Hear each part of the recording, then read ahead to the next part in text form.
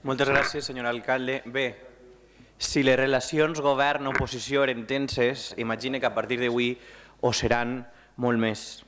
I mocions com aquesta no ajuden absolutament a res per tendir ponts ni per intentar treballar junts per la nostra ciutat.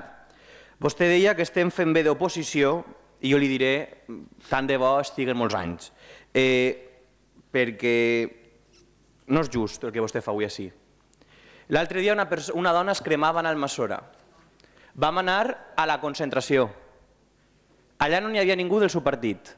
Però quan la gent se'n va anar a casa del senyor alcalde d'Almassora, jo no vaig anar.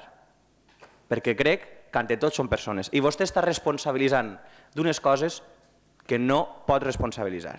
I vostè diu, sap vostè el que és ser alcalde? I l'ho diré jo. Ser alcalde és complir la llei i no firmar factures sense la signatura de ningú tècnic municipal. Això és ser alcalde, cosa que gent del seu partit no ho tenia clar. Per tant, crec que pot donar poques lliçons en aquest sentit. La situació, lògicament, com ha explicat el meu company d'Esquerra Unida, és dramàtica. Al carrer, cada cop hi ha gent que no pot menjar.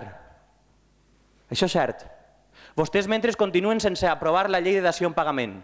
Vostès mentre no aproven cap mesura perquè les grans multinacionals no tiren menjar al carrer. Vostès mentre estan veient-les passar. I mai hauràs escoltat per part de ningú regidor d'aquest govern acusar ni fer responsable de coses com vostè ha fet així. Perquè n'hi ha línies que no se poden passar i vostè avui les ha passades. I per tant, li dic, i votem que no, i me consta que per part del govern s'ha treballat, s'està treballant i s'han pres totes les mesures que se podien prendre.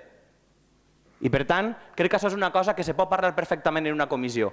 Una cosa que se pot cridar si realment te preocupa i dir demà a primera hora o un dissabte o un diumenge junta de portaveus i mirem com se solucionen les coses. I no una moció a traïció a les 10:30 de la nit que en portem 5 hores de plenari i heu sigut incapaços de fer-nos-la conèixer abans per així ara vindre en salvadors de la pàtria. I ahir no ens contareu.